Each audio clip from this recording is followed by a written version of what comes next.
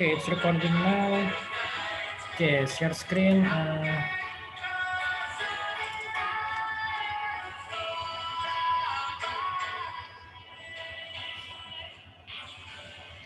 Oke, kita bahas tadi ya mengenai tadi overview sudah dari business background, vision, mission, product description, struktur produk. Oke, sekarang kita masuk kepada customer segment yang ada pada business model Canvas gitu ya.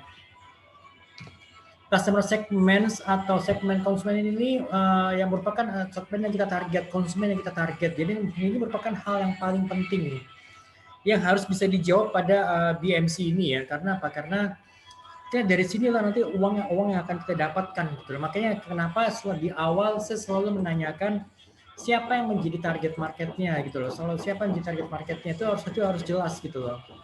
Ya kan, apa yang menjadi keunikan? Kalau kalian tahu keunikan produk kalian apa, kalian bisa membidik konsumennya siapa gitu loh, gitu kan? Customer segment dimension. Jadi kita mulai dari sini, nah dari dimensinya. Jadi misalnya apa? Apakah kita mau kepada single site atau kepada multi set market gitu loh. Jadi gampangnya gini, kalau misalkan kalian itu mulai ini pasarnya seperti apa? Apakah pasarnya itu pasar retail, pasar konsumen, atau mungkin pasarnya kepada pasar bisnis gitu? Misalkan gini, kalau kalian misalnya buka catering, kalian punya dua segmen, misalnya segmen untuk perkantoran, berarti kan segmen bisnis gitu ya. Jadi setiap misalnya sehari kalian misalnya ngirim berapa pack gitu ya, atau misalnya berapa pack yang dikirimkan ke kantor, misalnya ada 100 pack gitu ya, itu setiap harinya. Nah kemudian selain dari itu misalkan kamu juga punya restoran gitu loh. Jadi restorannya ini untuk melayani segmen retail gitu loh. Gitu. Jadi sebenarnya dapurnya katakanlah dapurnya sama, cuma yang disasar itu segmennya berbeda gitu loh. Gitu. Ya, jelas ya teman-teman ya. Gitu loh. Oke. Nah, kemudian karakteristik dari konsumennya seperti apa? Jadi itu sifatnya. Jadi apakah itu biasanya kita lihat dari demografinya ya. Misalnya dari usia, gender, kemudian habitnya seperti apa, kemudian tingkat penghasilan itu bagaimana, berapa banyak uang yang mereka hasilkan gitu kan. Nah, seperti itu gitu loh. Uang yang mereka hasilkan bagaimana, kemudian targetnya siapa sih gitu loh. Gitu. Oke, jelas ya teman-teman ya. Oke, next. Oke, kemudian mungkin value proposition. Jadi value proposition itu jadi produk atau jasa yang kita tawarkan kepada konsumen itu seperti apa. Kalau tadi kan kita udah jelas nih konsumennya siapa, customer segmentnya seperti apa. Nah, kita harus bisa mendefinisikan value proposition yang jadi produk yang akan kita tawarkan kepada mereka itu seperti apa gitu loh. Ya kan? Nah, jadi dari sini kita misalkan contohnya seperti ini nih. Kalau di sini adalah kan tadi yang perusahaan adalah perusahaan startup. Atau mungkin tadi misalkan bagi kita tadi kepada perusahaan makanan tadi yang dia melayani segmen kantor untuk yang catering, atau juga dia ada segmen retail. Jadi dia seperti kayak restoran gitu loh. Jadi kalau customer segmennya itu udah ketahuan gitu loh. Jadi pada perusahaan corporate kemudian juga kepada konsumennya konsumen retail. Misalnya konsumen retail itu mereka yang datang ke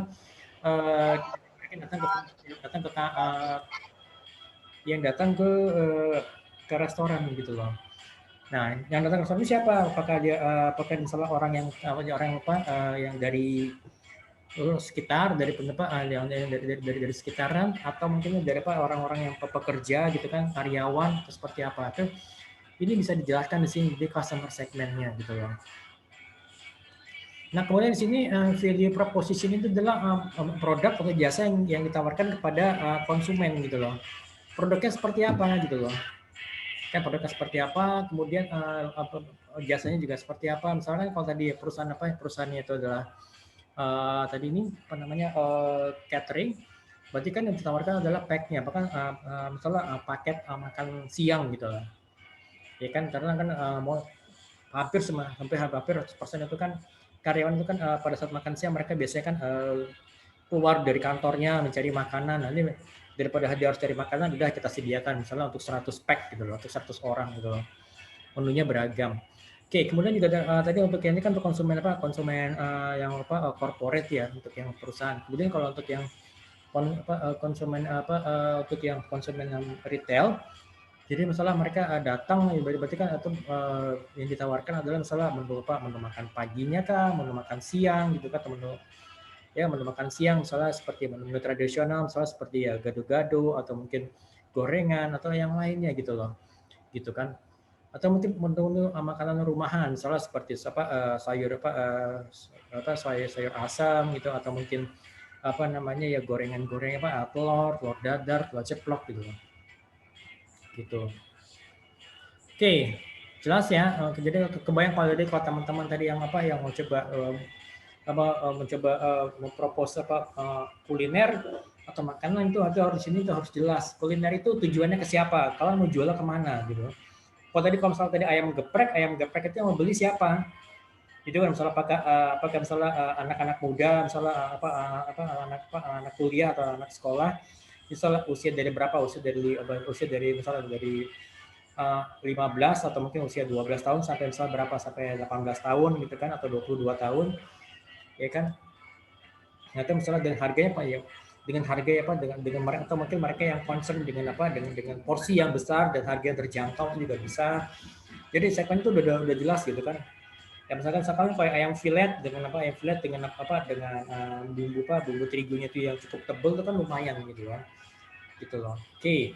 Value proposition itu udah jelas. Oke, kita sekarang bicara mengenai channel. Channel itu adalah kita bicara di sininya nih. Bagaimana value proposition ini bisa di-deliver kepada konsumen gitu loh. Dari sini kita bisa deliver ke mereka ini gitu loh. Ya kan? Nah, bagaimana caranya? Ya, pasti tentunya ya kita harus memikirkan misalnya bagaimana misalnya dengan kita mendekatkan diri kepada konsumen gitu loh. Bagaimana cara supaya misalnya konsumen itu mudah untuk bisa mendapatkan produk kita, misalnya apa lewat aplikasi online atau juga misalnya apa kita mendekatkan atau kita misalkan kita mendekatkan diri itu dengan cara misalnya kita jualan apa atau kita jualan lewat gerobak misalnya, atau mungkin kita bikin kayak food truck gitu. Jadi food truck ini kita taruh misalnya di daerah apa namanya di daerah perumahan, daerah perkantoran gitu loh.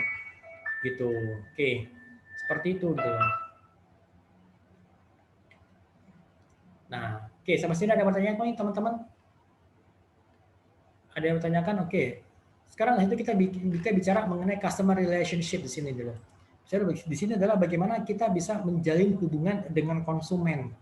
Ya kan? Bagaimana kita supaya kita bisa tetap mempertahankan mereka, mempertahankan konsumen kita supaya mereka tidak lari ke tempat lain gitu loh. Misalnya tadi seperti ada yang seperti kayak ada buy one get one misalnya, atau mungkin mereka yang makan di tempat kita mungkin pada saat hari-hari tertentu misalnya dapat minum gratis, atau mungkin pada mungkin hari Jumat misalnya ada apa namanya ya ada menu-menu makanan gratis tapi terbatas gitu loh. Misal dikasih nama Jumat berbagi gitu kan. Gitu. Oke, sampai sini ada tanya mungkin teman-teman, any questions? Nah, ini juga yang paling penting ya, ini kita bicara mengenai pemasukan. Dari mana sumber keuangan, sumber pemasukan kita gitu loh. Ya kan, jadi sumber dari mana? Apakah ini dari dari perusahaan dari perusahaan-perusahaan, dari corporate ya, atau mungkin dari perusahaan retailnya gitu loh. Gitu kan? Apakah dari hasil penjualan yang tadi paketnya itu, yang paket yang 100 pack per harinya, atau mungkin juga ngambil dari konsumen retail yang datang ke restoran kita setiap harinya gitu kan. Nah, itu kan seperti itu gitu loh. Atau mungkin kita misalkan bikin kayak food truck gitu loh. Food truck itu yang ingin menjual barangnya menjual produk-produk makanan kita tuh keluar gitu loh. Sebenarnya kayak ide food truck itu juga bagus loh, tuh ide food truck gitu loh. Jadi misalnya kalau food truck itu, jadi kita tuh menjual barang, sama aja kayak misalnya kayak pedagang kaki lima, misalnya dia jualan misalnya apa, nasi goreng, ya kan nasi goreng, tapi nasi goreng ini kita kemas dalam bentuk kita bikin itu di dalam truknya gitu loh. Dalam truknya kita bikin kayak nasi goreng kambing, nasi goreng apapun itu gitu. Kita bikinnya sih, tapi kita mangkal gitu loh. Ya sama aja misalnya kayak pedagang kaki lima kan kadang dia suka muter, tapi juga kadang dia mangkal. Tapi kan lebih sering kalau pedagang kaki lima kan dia muter gitu kan, muter keliling kompleks. Nah kalau food truck itu dia mangkal satu tempat, misalnya di mana ada di kita misalnya di Banjir di BKT gitu ya. Pas lagi sore sampai malam dia nongkrong di situ gitu kan. Kemudian misalnya ada yang mau pesan, ya udah ada pesan, gitu ya kita bikinin. Nah kemudian oke, kita sajikan. Misalnya dia bisa dibawa pulang, ya kita misalnya dalam wadah misalnya apa, wadah kita kasih wadah tertentu, atau mungkin dia mau makan di tempat mungkin ya kita kasih apa kayak piring plastik gitu loh gitu. Sebenarnya ide food truck itu juga tuh bagus, jadi kalian paling enggak ya kalian coba, memang tidak harus ada food trucknya itu yang bentuk fisik, paling enggak kalian bisa mendesain gitu loh, didesain sedemikian rupa kira-kira di dalam itu ada produk-produk apa saja gitu loh. Nah kemudian jenis truk yang mau dipakai apa gitu loh, apakah misalnya Hino, ataukah cukup misalnya yang Elf yang misalnya yang 4 ban itu sudah cukup atau bagaimana gitu kan. Ya, jadi kalian bisa fokus, ya udah gue jualan misalnya jualan nasi goreng aja, bahwa semua jenis nasi goreng gue jualan gitu loh. Ya misalnya nasi goreng sosis kan, nasi goreng ayam, dia nasi goreng apa lagi, nasi goreng kambing gitu kan ya.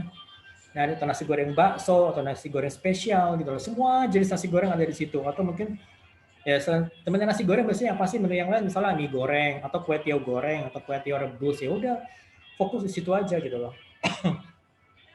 Jadi kapan ya plus sama mungkin minuman mungkin bikinnya gampang-gampang aja, misalnya apa kayak ya teh es teh manis atau es teh tawar atau mungkin lemon tea gitu ya, atau mungkin minuman dalam kemasan misalnya kayak gampang sekarang kan kayak teh pucuk atau aqua atau ya itu aja gitu loh. Jadi kita fokusnya kepada makanannya gitu loh. Kalau minuman itu sebagai pelengkapnya saja gitu loh. Itu ide yang bagus gitu loh kalau menurut saya gitu. Jadi kan dapat lagi ide kan gitu. Coba aja makanya coba brainstorming sama teman-teman yang lain kira-kira apa. Nah itu kira-kira keunikan dari produk kalian itu apa? Kalau food truck itu kan uniknya kan dia kan mobile gitu, dan juga mobile itu cepat gitu loh. Maksudnya ya kalau salah ya nggak mungkin juga kan diusir sama Satpol PP kan, atau mungkin ditahan, karena kan ya food truck itu beda kan dengan pedagang kaki lima biasa gitu kan, modelnya juga jauh lebih gede gitu, ratusan juta gitu. Oke, next. Key activities. Key activities merupakan aktivitas yang dilakukan di perusahaan, yang di usaha kita. Kalau tadi misalkan kalau tadi usahanya apa, usaha teman kamu tuh ayam geprek, aktivitas kuncinya apa gitu loh. Nanti kuncinya misalkan apa, dia salah mulai dari ujungnya dia mencari bahan baku ayamnya di mana, atau mungkin dia punya supplier, penunjukan supplier ayam, bahan baku ayamnya, kemudian mencari jenis terigu yang cocoknya seperti apa gitu kan. Kemudian bagaimana meracik ayamnya, bagaimana memadukan antara terigu dengan ayamnya gitu kan. Apa yang diperlukan gitu kan, apakah membutuhkan misalnya telur kah, atau membutuhkan misalnya lada putih, atau lada putih atau tambahan atau bagaimana memadukan antara semuanya gitu loh. Nah kemudian pada saat penggorengannya bagaimana, itu merupakan bagian dari key activities semua gitu loh. Gitu. Oke ya, jelas ya. Nah ini kan seperti ini kan.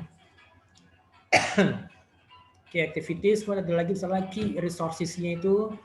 Key resources itu kita bicara di sini adalah mengenai sumber daya. Kita pakai sumber daya dari mana? Baik itu mungkin aset kita gitu kan ya.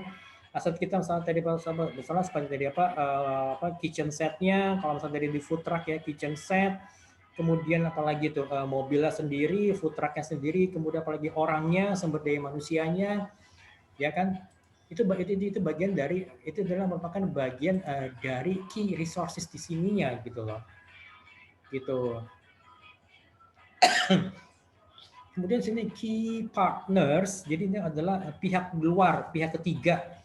Ya pihak ketiga yang memang membantu kita untuk menjalankan usaha ini. Key partnersnya siapa? Misalnya supplier apa tadi?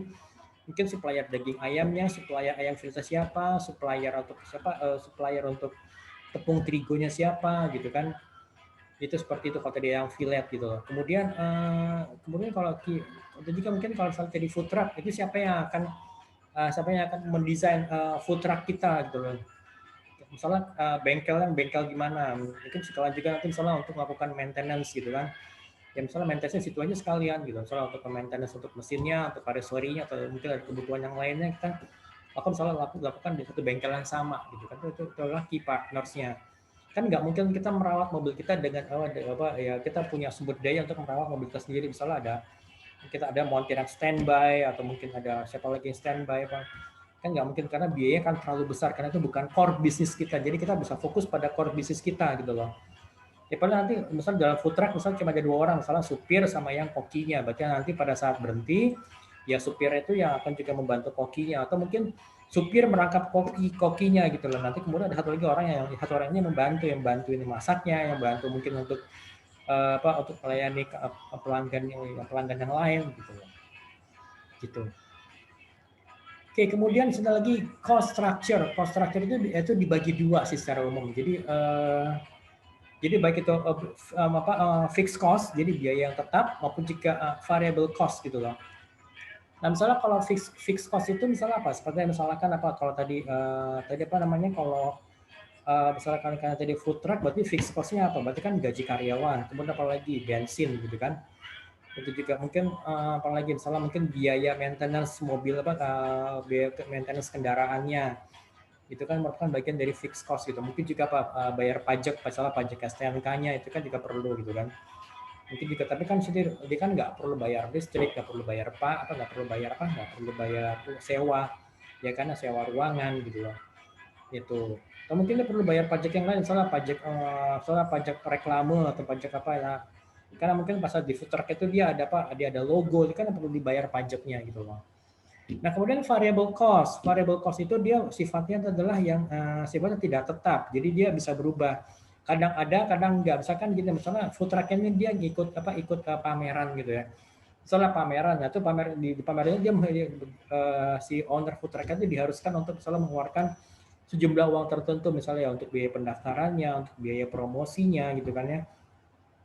Nah, itu sifatnya adalah variable cost gitu loh. Misalnya ikut pameran food truck selama sebulan atau mungkin 2 minggu gitu ya misalnya di mall atau di mana itu kan perlu dibayar gitu loh. Itu merupakan variable cost gitu loh. Terus misalnya katakan lagi variable cost yang lain misalnya untuk biaya promosi mungkin yang sifatnya tidak tetap misalnya mungkin dia mau coba promosi gitu ya, promosi food truck ini mungkin di daerah tertentu ya misalnya pada saat dia di Jakarta Timur nanti kan dia minta bantuan misalnya dari buzzer atau mungkin minta bantuan misalnya dari YouTuber gitu yang punya follower banyak untuk datang untuk mencoba menikmati memberikan komentar. Nah itu kan pasti ya ada dana yang perlu dikeluarkan gitu loh. Tapi itu kan dana kan tidak dikeluarkan setiap saat, tapi kan hanya untuk saat-saat tertentu saja gitu loh. Itu masuk kepada variable cost gitu loh. Oke, di sini jelas ya teman-teman semuanya ya. Nah, kemudian kalau misalkan udah jadi, nah kan jadi BFC juga perlu dianalisa kembali gitu loh. Ya perlu diuji kembali gitu kan. Ya misalnya tadi mengenai apa ya food truck nih, kita perlu menguji kembali nih hipotesisnya bagaimana, apakah benar nih, apakah benarnya karyawan yang makan itu adalah karyawan-karyawan gitu loh pada siang hari, atau gimana ternyata pas lagi kita nongkrong ternyata malah mungkin orang-orang yang dari penduduk yang di sekitar rumah itu malah yang datang ya, misalnya rumah-rumah yang di sekitar tempat nongkrong yang food truck itu malah yang datang situ untuk mencoba, malah lebih banyak di situ dibandingkan karyawan berarti kan misalnya dia perlu dirubah gitu loh. Mungkin kita bisa menyesuaikan dengan karakter misalnya orang-orang rumahan gitu. Ya kan mungkin mereka belinya mungkin lebih dari 1 porsi, mungkin mereka belinya 3 porsi, 4 porsi misalnya untuk semua orang yang ada di rumah gitu kan. Apalagi sekarang dalam kondisi pandemi seperti ini kira-kira kita mau nongkrong di mana? Apakah di daerah perumahan atau mau di daerah perkantoran atau perkantoran yang juga ada daerah perumahan yang misalnya kayak di daerah Tebet gitu kan. Itu kan ya sebenarnya itu daerah perumahan cuma ya perumahan plus ya terkadang juga di daerah perumahan itu juga ada perkantoran gitu kan, yang kadang kayak soal orang tua saya sama tinggal di Tebet, bahkan di samping rumahnya itu ada apa kayak apa depan rumah itu ada kantor gitu loh. Nah seperti itu. Jadi perlu kita analisa, perlu kita coba validasi, apakah memang benar, apakah memang oke nih BMC-nya, atau mungkin perlu ada yang diperbaiki lagi gitu loh. Itu merevisi BMC itu merupakan hal yang lumrah, jadi jangan takut gitu. Jadi jangan takut, soalnya oke ngapa direvisi aja kalau memang ada yang perlu diperbaiki gitu. Jadi supaya nanti bisnis kita juga semakin sustainable, semakin bisa bertahan, semakin bisa mengikuti perkembangan bisnis, mengikuti kebutuhan konsumen gitu loh. Gitu. Oke, sampai sini ada yang bertanya mungkin teman-teman? Ada yang perlu ditanyakan, silahkan. Kalau mau didiskusikan monggo, silahkan. Amelia kelompoknya siapa Amelia? Amelia kan ketuanya Prio ya kalau nggak salah ya. Iya Pak. Produknya apa tuh? Ini Pak, membuat buat apa pisang coklat bentuk bulat. Pisang coklat bentuk bulat, oke. Ada contohnya nggak? Ada gambarnya nggak?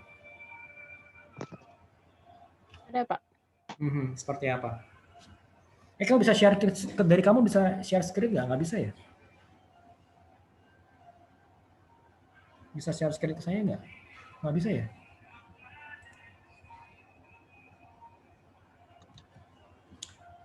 Pisang coklat saja atau ada jenis topping lainnya selain dari coklat?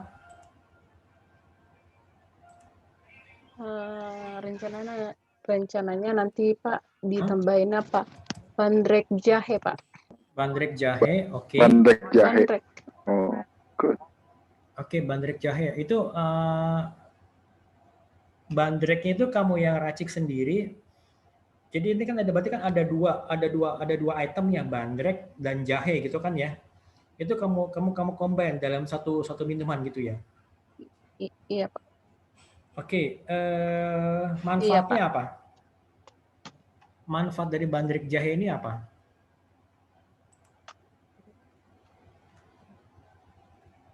Manfaatnya Pak untuk ini menguatkan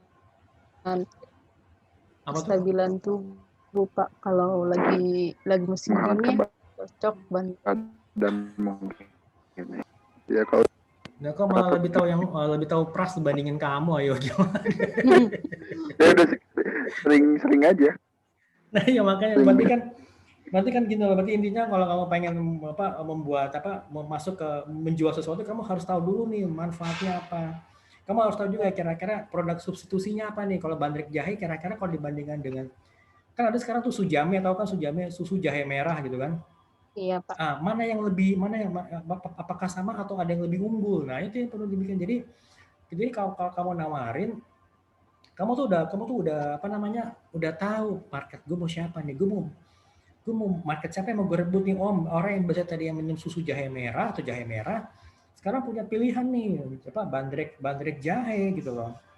Gitu kan, kalau susu jahe merah kan pasti lebih tinggi harganya kan, karena dia ada campuran susunya kan. Iya. Kalau saya biasanya beli cuma jahe merahnya aja, karena kalau susu tuh jadi kayak nambah dalam benak saya. Kalau susu saya kadang nggak cocok kayak minum susu gitu, kadang saya suka bikin nok gitu kan. Iya. Nah mungkin ada orang seperti saya, udah gue pengen mau yang jahe merahnya aja, atau memang orang yang benar-benar dia pengen nyari bandreknya aja atau bandrek plus jahe. Nah tuh kamu harus tahu gitu loh, apa yang menjadi kelebihan produk kamu gitu loh dibandingkan yang lainnya gitu kan. Balik lagi kan, supaya apa, supaya nanti kamu bisa isi di sini nih, isi di bagian value proposition-nya ini, apa sih produk yang gue tawarin gitu loh, produknya apa, kemudian segmen gue kemana. Jadi jelas itu segmen gue, misalnya kepada karyawan yang mungkin habis pulang kantor kah, mungkin karyawan yang seperti apa, atau mungkin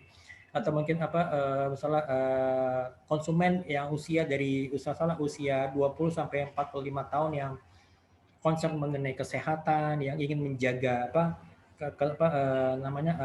kesehatan tubuhnya, untuk menjaga imunitas tubuhnya gitu. Nah tuh itu kamu tahu, dan bisa juga makanya harus tahu dulu nih manfaatnya apa sehingga kamu bisa menentukan di sini nih apa customer segmennya siapa di sini dan gitu. Jadi sini kalau sini semakin detail tuh semakin enak targetnya. Walaupun misalnya tiba-tiba ntar ada nenek-nenek yang datang kicik beli 3 ya itu berarti bonus buat kamu, nggak apa-apa, nggak boleh ditolak.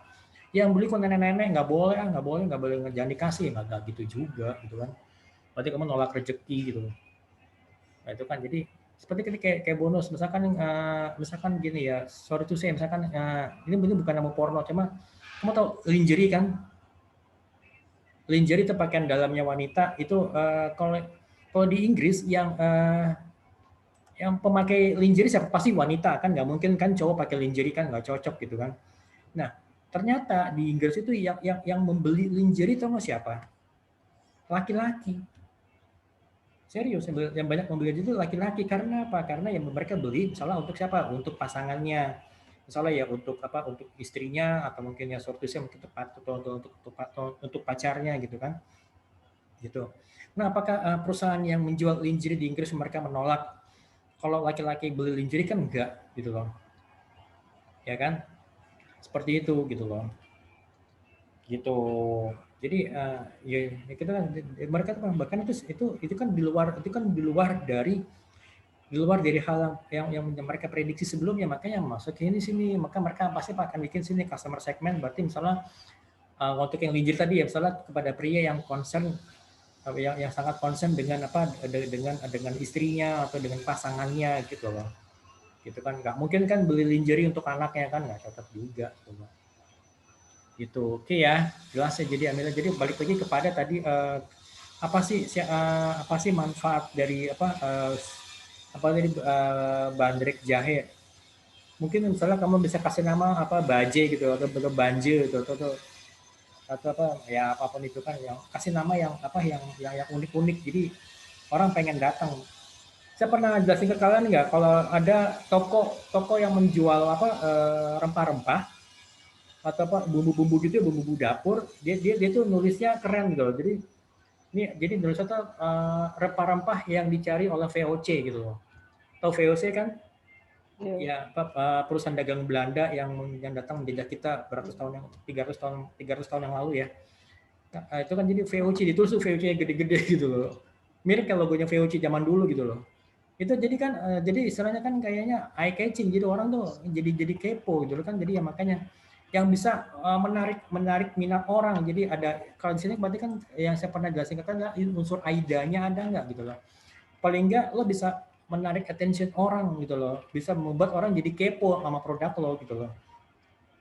Kalaupun dia nggak beli, paling nggak dia menancap di benaknya dan mungkin bahkan dia mungkin akan cerita dengan teman-teman yang lainnya gitu loh. Jadi kan attention, interest gitu kan. Paling nggak kita bisa menimbulkan attention dulu nih, menarik attention orang gitu loh. Gitu, gitu ya, oke ya, Aida ya. Terus apa lagi selain itu?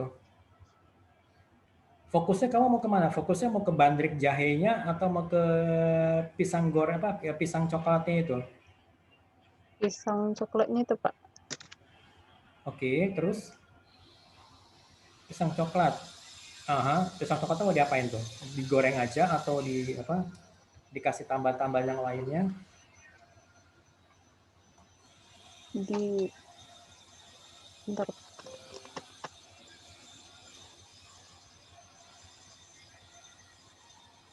Oh iya, sama kalau mungkin teman-teman yang belum daftar apa yang ketinggalan daftar seminar wajib entrepreneur itu ada tambahan waktu ya sampai dengan tanggal 10 Oktober ini ya. Jadi setelah itu udah ada tambahan lagi karena memang masih ada beberapa yang cukup banyak dari kelas lain juga yang memang belum daftar seminar wajib entrepreneur. Dan ini pendaftarannya diperpanjang sampai dengan tanggal 10 Oktober. Jadi buat teman-teman yang mungkin yang belum atau mungkin yang belum sempat atau ketinggalan atau lupa itu diperpanjang ya. Tapi jangan sampai nanti lupa lagi gitu. Masa lupa mau berjilid-jilid kan nggak mungkin gitu loh. Oke ya. Berarti sebenarnya kapan Pak itu Pak? Nanti saya ada jadwal nanti saya share ya jadwalnya deh nanti. Oh iya, biar nanti paketannya ada gitu maksudnya. Oke ya. Nanti ingetin saya ya di grup ya kalau salah saya lupa ya. Ada Ya, pengumumannya sih gitu. Hmm. Oke gimana Amelia produknya diapain tuh? Selain sang coklat apalagi kira-kira kesan mau diapain? pisang coklatnya Pak digoreng. Terus yang digoreng, ya Selain digoreng, toppingnya pakai apa? Topping coklat aja atau topping yang lainnya? Topping green tea kah?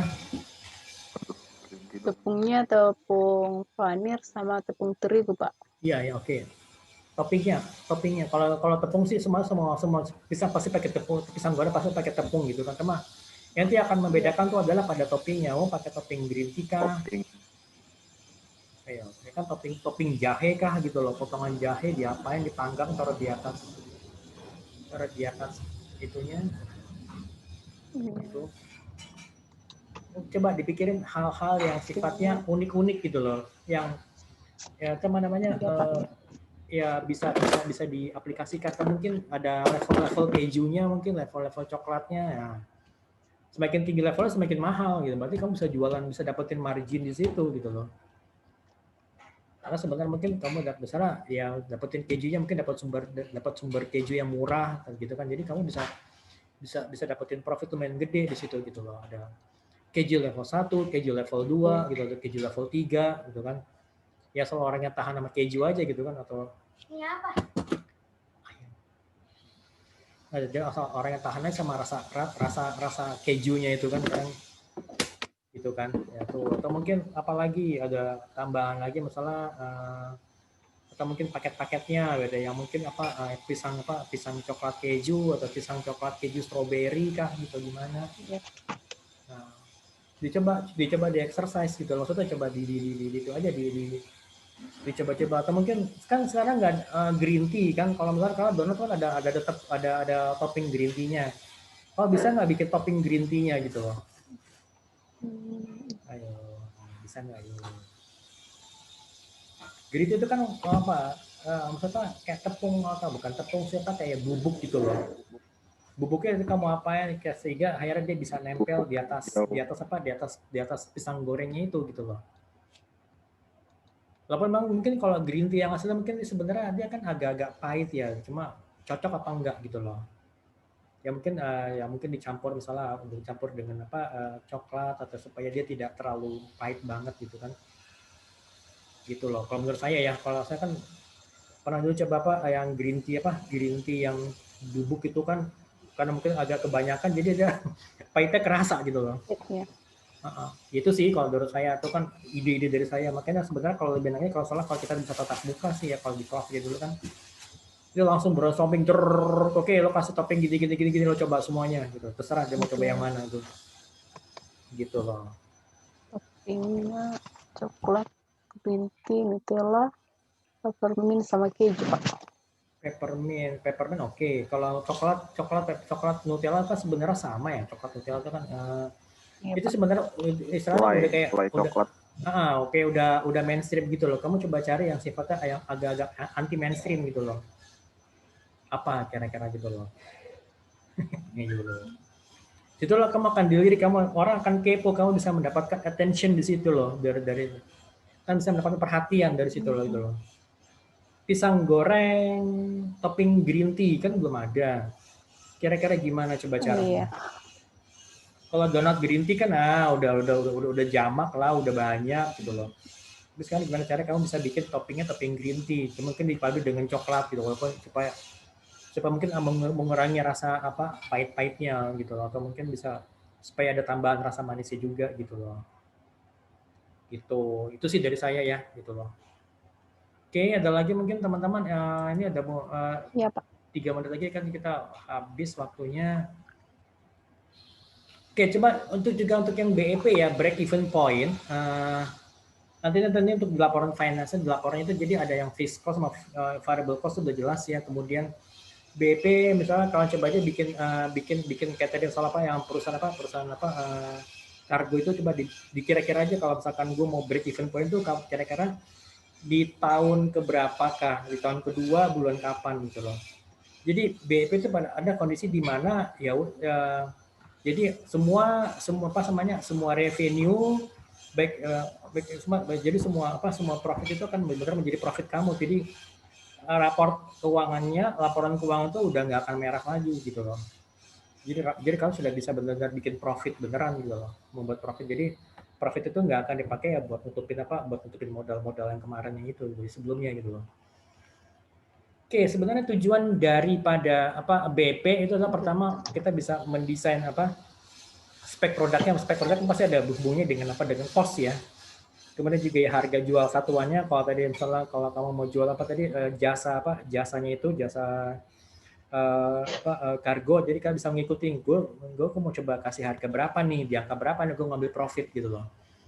Karena kan misalkan mau kirim kargo keluar itu kan pasti ya kita akan menyewa kapal kan, nggak mungkin kan kita punya kapal sendiri gitu kan, kita akan nyewa kapal orang lain, mungkin nyewa forwarding orang lain gitu loh. Kemudian juga menentukan jumlah produksi atau penjualan yang minimum supaya kita nggak rugi banget, paling nggak kita masih bisa nutup operational cost kita, masih bisa bayar gaji karyawan, masih bisa bayar listrik, masih bisa bayar sewa tempat. Jadi harus ada jumlah penjualan minimalnya berapa nih gitu loh. Paling nggak ya semua operational cost itu tertutup gitu loh. Sorry. Gitu. Kemudian juga harus bisa memaksimalkan jumlah produksi. Jadi supaya kita bisa BP-nya lebih cepat, berarti ya kita produksi kita berapa atau penjualan kita naikkan di angka berapa gitu loh. Nah, kita juga pasti akan bisa merencanakan laba yang diinginkan.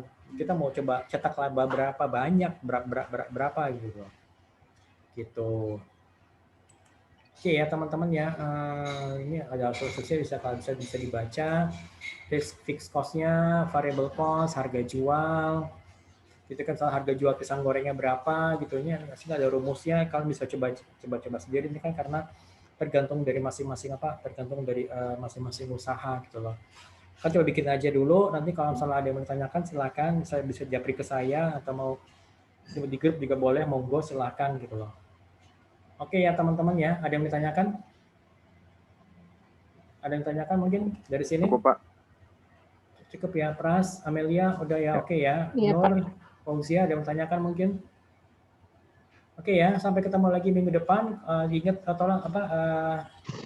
tolong diberitahu kalau teman-teman yang lainnya kalau mungkin hari ini nggak hadir bahwa ada perpanjangan waktu untuk untuk seminar entrepreneur gitu ya. Oke, Ya, untuk Pak. yang mengenai absen nanti jangan don't worry, saya absenin semua. Oke ya.